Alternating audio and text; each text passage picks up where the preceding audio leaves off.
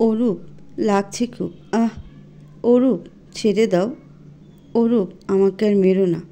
তোমার সন্তান আমার গর্ভে। প্লিজ অরূপ, এতটা নির্দয় হয়ো না।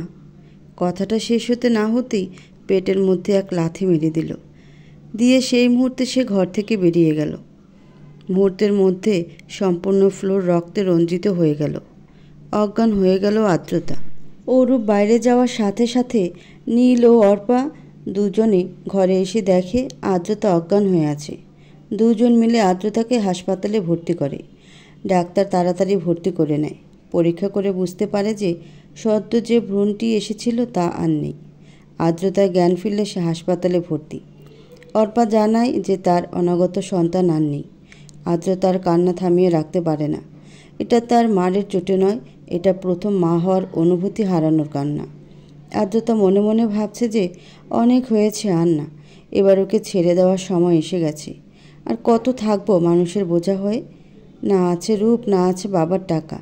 বাবা মা ভাইরা তো পরের ঘাড়ে গুছিয়ে দিয়ে বেঁচে গেছেন। তাদের উপর আর বোঝা হতে যাব না। অরূপ, হয়তো বেশি দিন আর আমাকে আর সহ্য করতে হবে না তোমায়। তবুও ভালোবাসি তোমায়। কেমন করে একবারও পারলো না আমাকে দেখতে আসতে? অরূপ, তোমাকে এমন লাগছে কেন? হিয়া জিজ্ঞেস করছে। অরূপের BA+ প্রেমিকা। আজ আদ্রতাকে খুব মেরেছি, এত অত্যাচার নির্যাতন করছি, তবুও ছেড়ে যাচ্ছে না। আবার আজ বলে কিনা আমার সন্তানের মা হতে যাচ্ছে, তাই পেটে একটা লাথি দিয়েছি। রক্তে ফ্লোর ভিজে যাচ্ছিল। আমি তোমার সঙ্গ নেওয়ার জন্য তোমার চাহিদা মেটাতে এসেছি বলে হিয়ার সাথে বিছানায় গেল। আদ্রতা যখন হাসপাতালে ভর্তি, অরূপ তখন তার বিয়ের ভিতরে মনের চাহিদা মেটাচ্ছে। অতীত। আদ্রতা হারিয়ে গেল তার অতীতে। কলেজ থেকে সবে মাত্র বাড়ি ফিরল আদ্রতা। এসেই জানতে পারল আজ তার বিয়ে। আদ্রতার বাবা মা, 2 ভাই বোন, 2 ভাবি, ছোট 2টা বোন সহ একটা পরিবার। আদ্রতা ছোট বোন 2টা খুব সুন্দর, কিন্তু ও খুব সুন্দর না, কালো। তাই বাবা মা বিয়ে দিয়ে পার করার চিন্তায় ব্যাকুল। তাই হঠাৎ করে বিয়ে ঠিক করেছে বড় লোকের এক ছেলের সাথে। বড় লোকের ঘর থেকে এসেছে, তাই বাকি দেখার প্রয়োজন পড়েনি, পার করে দিল। আদ্রতা সেদিন তার বাবা মাকে বলেছিল যে কোনো দিন আর আদ্রতাকে দেখতে পারবে না। কোনো দিন যায়নি ওই বাড়িতে। বিয়ে হয়ে চলে আসলো। রাতের বেলা অরূপ সোজা বলে দিল এমন একটা মেয়েকে তার বাড়ির কাজের মেয়ে রাখবে না। আদ্রতার অনাদরে দিন কাটছিল। প্রতিদিন চড়থাপ্পড় খেতেই থাকে, মার খায়, তবুও তো অনাদরে অবহেলায় পড়েছিল। কিন্তু সেই দিন বার থেকে ড্রিঙ্কস করে এসে প্রথমবারের মতো মিলন ঘটে তাদের।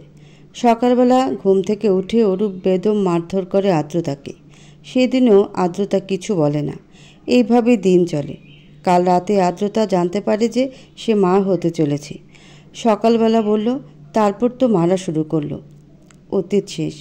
অরূপ নিজের দায় সারতে হাসপাতালে আদ্রতাকে দেখতে আসলো। আদ্রতা শুধু বলল, আপনি আমার সাথে কথা বলবেন না, কারণ আপনি আমার সন্তানের খুনি। আর বেশি দিন আমাকে সহ্য করতে হবে না, ডিভোর্স পেয়ে যাবেন। ধন্যবাদ আপনাকে যে আমার পড়াশোনা বন্ধ করেননি। চিন্তা করবেন না, কোনো দাবি করব না। অরূপের খুনি কথাটা গায়ে লাগলো। অরূপ কিছু না বলে চলে গেল। বাইরে বসে ভাবছে, সত্যি কি আমি খুনি? তাহলে সে ছবিগুলো, আয়াজের বলা কথাগুলো, সেগুলো কি ছিল? আমার চোখের দেখা কি ভুল ছিল? না, আমি ভাবতে পারছি না আর। এসব আমি কি ভাবছি? আমি তো হিয়াকে ভালোবাসি, ওকে বিয়ে করব। তবুও কানে আদ্রতার বলা কথাগুলো বাজছে। আপনি চলে যান, আমি আপনার সাথে কথা বলবো না। আপনি আমার অনাগত সন্তানের খুনি। আমি কেন ভাবছি এসব? ও তো ভালো মেয়ে না, আমি এসব আর ভাববো না। আদ্রতা অর্পাকে বলল, অর্পা, আমি একটা কথা বলি তোমায়। বলো ভাবি, কি বলবে? আমার অনুমতি লাগবে না বলো? উকিল চাচাকে ফোন করে আসতে বলো একটু, আমি তার সাথে কথা বলতে চাই। আচ্ছা ঠিক আছে ভাবি, আমি এখন ফোন করছি। অর্পা, তোমার ভাইয়াকে ভিতরে আসতে বলো, কথা বলবো। আর বাড়িতে গিয়ে আমার ঘরে একটা নীল রঙের ব্যাগ আছে, তা নিয়ে আসো। অর্পা ঠিক আছে বলে বেরিয়ে যায়। ভাইয়া, তোকে ভাবি ভেতরে ডাকছে বলে অর্পা বাড়ির দিকে রওনা হলো। অরূপ বলল যাচ্ছি বলে ভিতরে গেল। আদ্রতা বলে ডাকলো, ওহ মিস্টার অরূপ, আপনাকে একটা কথা বলার জন্য ডাকলাম। আপনি হিয়াকে একটু আসতে বলেন, আমি কথা বলবো। ওকে ডাকুন। কি বলছো? তোমার মতো একটা মেয়ের কথায় ওকে ডাকবো? আরে ডাকুন, আপনার ভালোর জন্য ডাকতে বলছি, আর আপনি গিয়ে নিয়ে আসুন। অরূপ কিছু না বলে চলে গেল। বাইরে বসে ভাবছে হঠাৎ হিয়াকে কেন আসতে বলছে। এ মেয়ের মাথায় কি চলছে কে জানে। উকিল চাচা আসুন, আপনাকে দুটো কাজ করতে হবে। আমি কিন্তু আপনাকে আগেই বলেছি। উকিল বলল, মা এমন কেন চাচ্ছ মা? পাগল তো নিজের ভালো বুঝে মা। না চাচা, তা হয় না। আমি আর যেমনই হই না কেন, এইটা আমাকে করতেই হবে। আয়েশদার কাছে যা শুনেছি তারপর আর কিছু ভাবতে পারছি না। উকিল বলল, তবুও মা আরেকবার। চাচা আপনি কিন্তু জানেন আর্দ্রতা যা বলে তাই করে।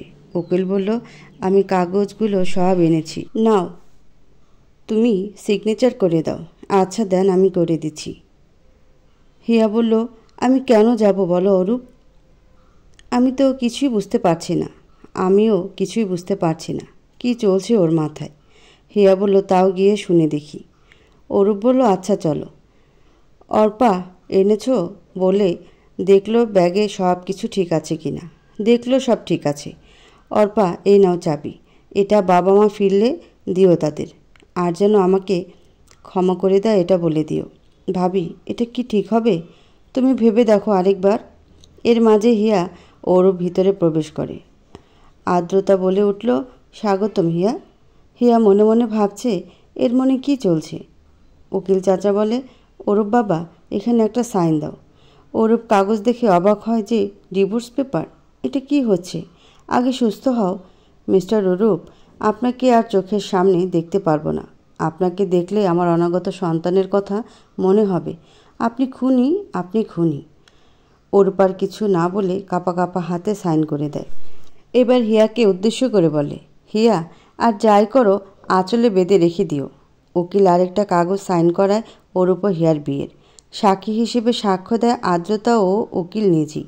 স্বাগতম অরূপ ও হিয়া দম্পতি। আর অরূপ, আপনাকে কোনো কালীকে সকাল সন্ধ্যা দেখতে হবে না। এখন তাড়াতাড়ি বের হন অরূপ সাহেব। হিয়া বাইরে এসে ভাবে, আর্দ্রতা কেন বারবার আঁচলে বেঁধে রাখার কথা বলল? আমি কিছু বুঝতে পারছি না। অরূপ ভাবছে আর্দ্রতা এত সহজে সব সম্পত্তি ফিরিয়ে দেবে ভাবতে পারেনি। ডিভোর্স তো 3 মাস আগেই হয়ে গেছিল, আজ সব সম্পত্তি লিখে দিল। এই হিয়া, আর্দ্রতা এত সহজে সব মেনে নেবে আমি কল্পনা করিনি। এইভাবে হাসপাতালে বিয়ে দেবে আমি ভাবতে পারছি না। জানো অরূপ, মাঝে মাঝে মনে হয় আয়াজ মনে হয় মিথ্যা বলেছে। আর যাই হোক, আর্দ্রতা খারাপ মেয়ে না। আমাদের ভেবে কাজ নেই, চলো বাড়ি যেতে হবে। ভাবি এটা তুমি ঠিক করলে না। অর্পা বোন আমার, যে আমার নয় তাকে বেঁধে রাখবো কেমন করে? হয়তো বিধাতার ইচ্ছে এটাই। তারপর বাবা মা ছিল না, তুমি হুট করে এমন সিদ্ধান্ত নেবে? কোথা যাবে তুমি এখন? আয়াজদা আসতেছে, আসুক আগে। বাবা মাকে চিঠিটা দিয়ে দিও, তবেই হবে। আয়াজদার সাথে আমাকে মুখোমুখি হতে হবে। যাও তুমি, তোমার তো সমস্যা। নীলকে কখনো কষ্ট দিও না। তোমাকে ছেড়ে যাওয়ার ইচ্ছে হচ্ছে না। অরূপ, তুমিও একদিন বুঝতে পারবে, প্রকৃতি সব ফেরত দেয়। আমি না হয় এই কালো রূপ নিয়েই থাকি। ভালোবাসা যে এত কষ্ট থাকে তা জানতাম না। যার বিরহ বেদনা সব পুড়িয়ে করে দেয় নিঃস্ব। এই প্রকৃতি কি আজ আমার দুঃখে দুঃখিত? না হলে কেমন গুমট ভাব করে এসেছে এই বসুন্ধরা। আজ পৃথিবীতে আমি সম্পূর্ণ একা।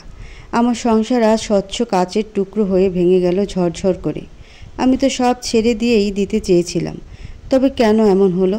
কেন হারালাম আমার অনাগত সন্তানকে, যে আমার বেঁচে থাকার শক্তি হতো, আমার অনুপ্রেরণার অংশ হতো? কেন রে বাবু, তুই আমাকে ছেড়ে চলে গেলি? মা যেমন কষ্ট সহ্য করছিল তুইও একটুখানি করতিস, থেকে যেতে পারলি না? কিছুক্ষণ পর ডাক্তার এসে দেখে যায়, বলে 2-1 দিনের মধ্যেই যেতে পারবো। সন্ধ্যাবেলায় আয়াজদা আসে। কেমন আছি জিজ্ঞেস করলে আমি উত্তর দিলাম, আয়াজদা আমার উপর প্রতিশোধ তাহলে নিয়ে নিলে? এসব কি বলছিস আর্দ্রতা? আমি কিসের প্রতিশোধ নেব? জানো আয়াজদা, মানুষের কাছে আমাকে খারাপ বানিয়ে দিলে। অরূপকে যে ছবিগুলো তুমি দেখিয়েছ তা তো ছিল তোমার বানানো। তুমি তো ফটোগ্রাফার। মিথ্যা বলছি কি আমি? না, তুই যেহেতু সব জেনে গেছিস তাহলে সব শোন তুই। তোর জন্য আমার মা এই পৃথিবীতে নেই। আমি তোকে খুব ভালোবাসতাম, সেজন্য তোর ভাইকে বলেছিলাম বিয়ের কথা। জানো তো আয়েশদা, যাকে ভালোবাসা যায় তাকে অপমান করা যায় না। তার অসম্মান তো ভালোবাসার অসম্মান। পৃথিবীতে সব ভালোবাসা পরিপূর্ণ পায় না, ত্যাগের মাঝে ভালোবাসা নিহিত। শোন, তোকে একদিন বলেছিলাম তোকে আমার চাই, কিন্তু তোর ভাই সেটা অন্য মানে বের করেছিল। তারপর আমাকে বেধড়ক মারধর করেছিল। সেদিন আমি বলেছিলাম মনে আছে, তোকে সুখে থাকতে দিব না। বাস্তবেও তাই করলাম। হাসির কথা বললে, কালো বর্ণের মানুষের আবার সুখ? সৃষ্টিতে যাদের সুখ নেই তার সুখ তুমি কিভাবে কেড়ে নেবে? তুমি কি জানো তোমার জন্য আমি প্রতিদিন কত মার সহ্য করেছি, কিন্তু তোমার জন্য আফসোস শেষ পর্যন্ত আমার অনাগত সন্তানকে বাঁচতে দিলে না। অরূপ যেমন প্রত্যক্ষভাবে খুনি, তুমি কিন্তু পরোক্ষভাবে খুনি। পৈশাচিক আনন্দ পাচ্ছ, খুব খুশি তো? আমি কাঁদছি না, আমি তো আমার আল্লাহকে বিচার দিয়েছি। সে প্রকৃতি মহাশক্তি মহান আল্লাহ তাআলা তোমাদের থেকে প্রতিশোধ নেবে। তুই যদি রাজি থাকিস তবে তোকে আমি বিয়ে করব। আবারও হাসির কথা বললে, আমি মরে যাব সেটাও শ্রেয়, তবুও তোমার মতো অমানুষকে বিয়ে? হা হা হা, তুমি একটা খুনি। আমি খুনি নই। আমি চাই তুই শুধু আমার সন্তানের মা হবি, অন্য কারো না। শাট আপ, একটা কথা বলবেন না। জানেন কালো মেয়েরাও মানুষ, তাদের প্রাণ আছে, তাই বলে তারা কারো উপর ভরসা করে না। তা কোথায় যাবি? আমার জন্য যেহেতু ঘর ভেঙেছে, চল আমার সাথে বিয়ে যেহেতু করবি না, তো রাত কাটাবি শুধু। শোনো আয়েশদা, তুমি যে আমাকে এই কথাগুলো বললে তাতে পুরো নারী জাতির অপমান হলো। তুমিও কিন্তু নারীর গর্ভে এসেছো। আমাকে অপমান করা তোমার মাকে অপমান করার শামিল। আর যাই করি নিজের চরিত্র খারাপ করব না। আজ চিৎকার করে বলছি মা, আমি আমার কথা রাখতে পেরেছি মা। তোমার ছেলে আজ তার প্রতিশোধ পূর্ণ করেছে। তোমাকে অন্যায়ভাবে খুন করা হয়েছে, যার শাস্তি আমি তার বোনকে দিয়েছি। আচ্ছা আয়েশদা, আমার তাতে কী অন্যায় ছিল আমার? আমি আজ প্রথম শুনলাম এই কথা। ঠিক আছে, তোমার আরও শাস্তি দিতে হবে, আমাকে দাও। আমি আমার সন্তানের কাছে চলে যাব। মেরে ফেলো আমাকে, মেরে ফেলো। আমি মরলে সবাই শান্তি পাবে, সবাই। প্রথমে বাবা মা তাদের ঘর থেকে কালো আপদটাকে বের করে বাঁচল। তারপর শ্বশুর ঘরে শান্তি পেলাম না, ছেড়ে চলে এলাম। তারপর তোমার যদি শাস্তি দেওয়ার থাকে দিতে পারো। ঠিক আছে, আমি চলে যাব অনেক দূরে, যেখানে কেউ খুঁজে পাবে না আমাকে, কেউ। যাও তুমি এখন এখান থেকে। আমি কিন্তু সেটা চাই না। তোকে ভালোবাসি আমি, তোর ক্ষতি করতে চাইনি। মাকে দেওয়া শেষ কথা রাখতে। উফ আয়েশদা, যাও এখন। আমার ভাই শুধু না, অরূপ ও তুমি, তোমরা সবাই খুনি। তোমাদের উপর প্রকৃতি প্রতিশোধ নেবে। আচ্ছা ঠিক আছে, মুচকি হেসে উল্টো করে চলে গেল। আচ্ছা অরূপ, চল গিয়ে দেখে আসি আর্দ্রতাকে। তোমার ইচ্ছেতেই হবে, তবে আজ নয়, কাল যাব। আমার ভালো লাগছে না, তুমি ঘুমাও বলেই ছাদে চলে গেল। আমি বুঝতে পারছি অরূপ, একটু হলেও ওকে ভালোবেসে ফেলেছিলে। পবিত্র বন্ধনের জোর যে এটাই। কিন্তু আমি যে তোমাকে ভালোবাসি, আর্দ্রতাকে সরাতে চাইনি। আয়াজের ফাঁদ থেকে তোমাকে বাঁচাতে আমি বাধ্য হলাম। ছাদে আনমনে বসে আছে অরূপ। অরূপের কাছে মনে হচ্ছে যেন দামি কিছু হারিয়ে গেছে। আমি তো হিয়াকে ভালোবাসি। আর্দ্রতা আমার কাছে শুধু দায়িত্ব ছিল। আচ্ছা, আমি কি পালন করেছিলাম দায়িত্ব? কিছু ভাবতে পারছি না। এর মধ্যে অর্পা ও নীল দুজনেই গান শুনতে শুনতে উপরে আসছে। অরূপ সে গান শুনে আরও গভীরে ডুব দেয়। সব কিছু শুরু আছে, শেষ হয়ে যায়।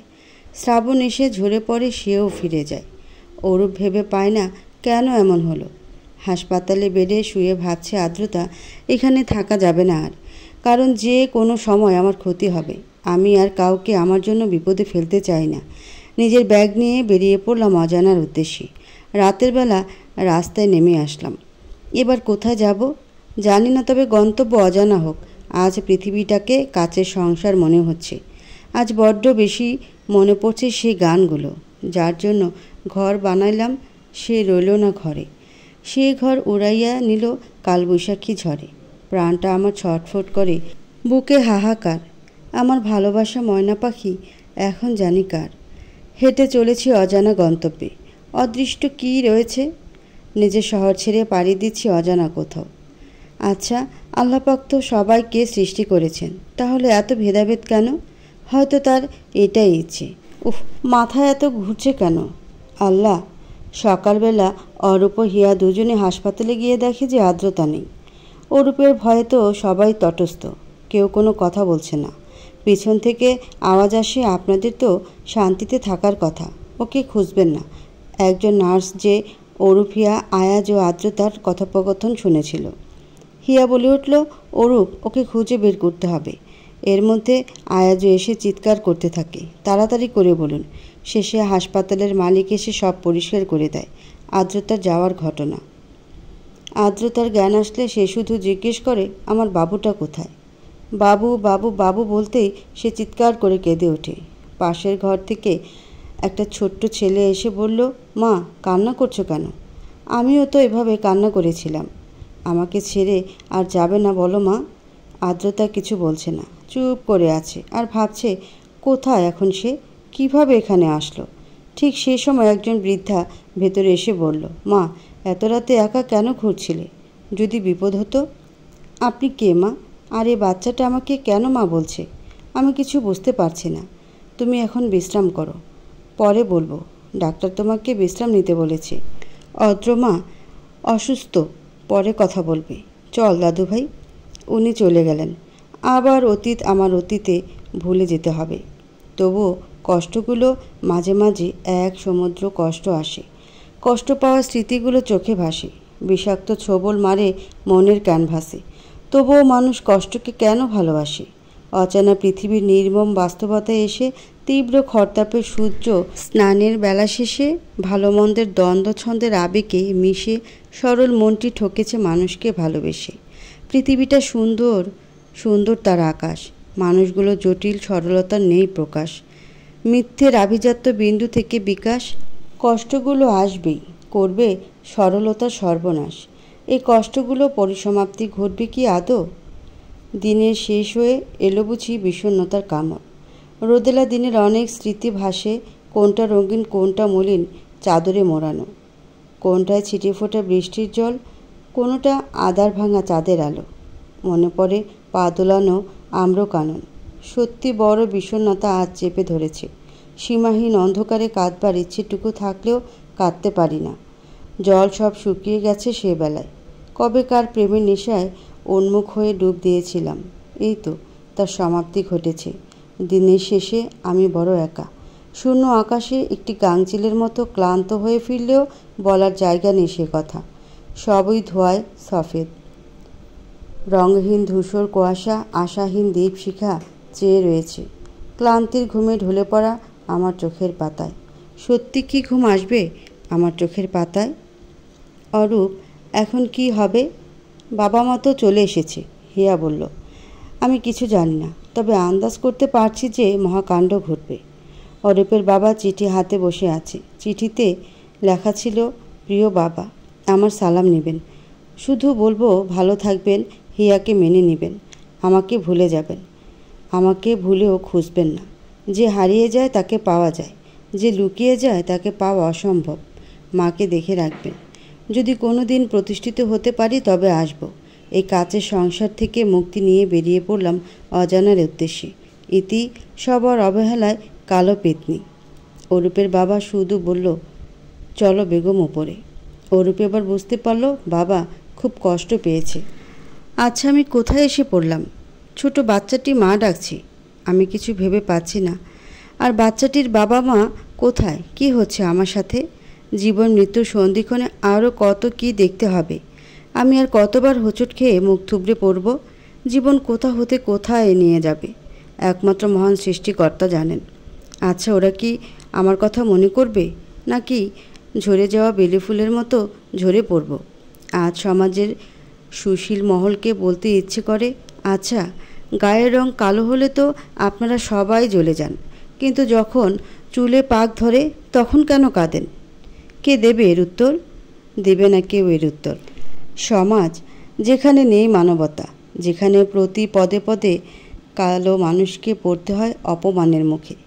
আচ্ছা, আল্লাহ তো সবাইকে সৃষ্টি করেছেন, তাহলে কেন এমন হয়?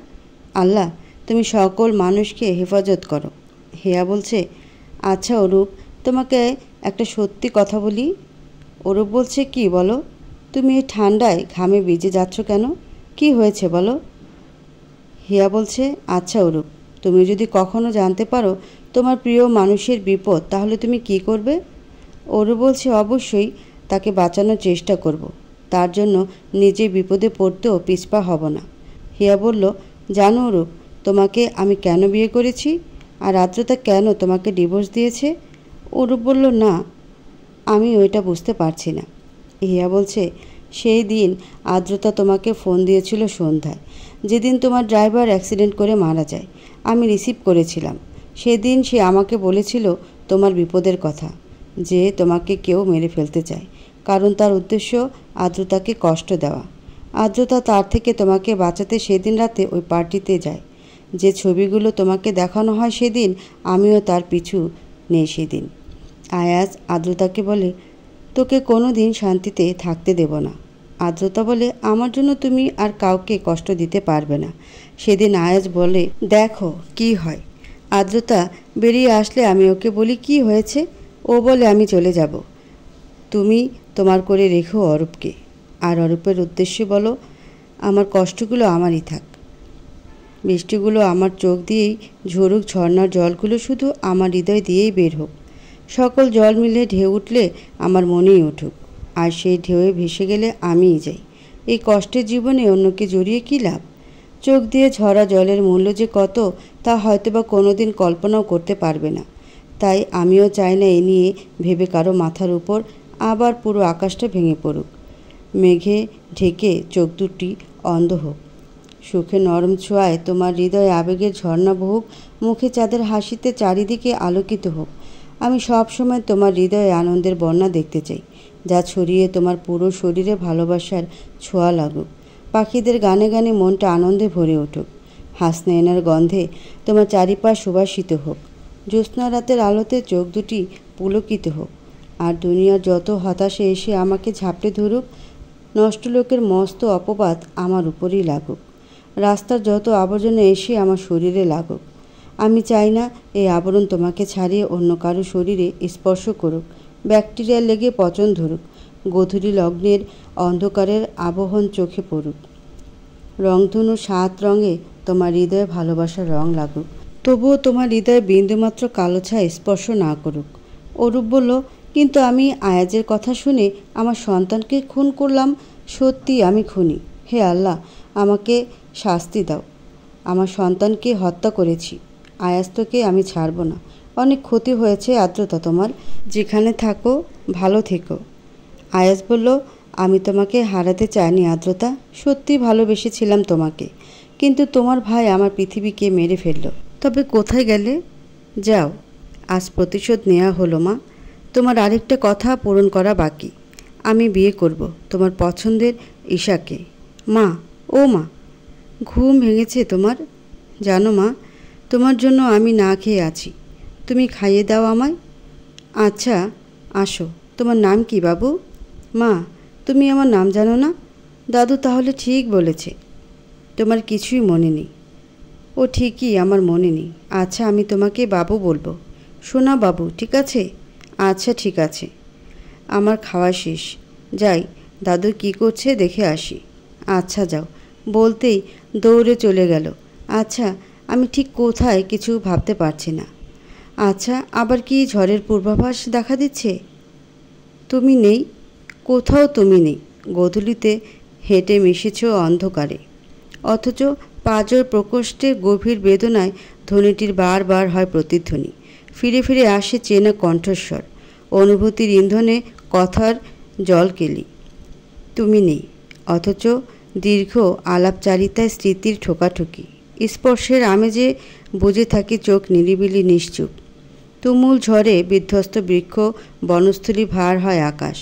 কালো রাজহাঁস হাওয়ায় তীব্র বিরোধে প্রতিকূলে আশ্রে পড়ে গাংচিল। বন্দরে ভিড়ে না জাহাজ। তুমি নেই, অথচ তুমি ঝড়ের পূর্বাভাস। আচ্ছা, আজ শুনতেই হবে আমি এখানে কিভাবে এলাম। আমি তো রাস্তার ধারে ছিলাম, মাথা ঘুরে উঠল, তারপর চোখ খুলে দেখি এখানে। কিছুক্ষণ পর মহিলাটি ভিতরে ট্রেতে কিছু খাবার নিয়ে আসলো। আমি তাকে বললাম, আমি এখানে কেন, আর বাচ্চাটি কি? আচ্ছা মা, তুমি আগে খেয়ে নাও, তারপর বলছি। তুমি আমাকে মা বলতে পারো।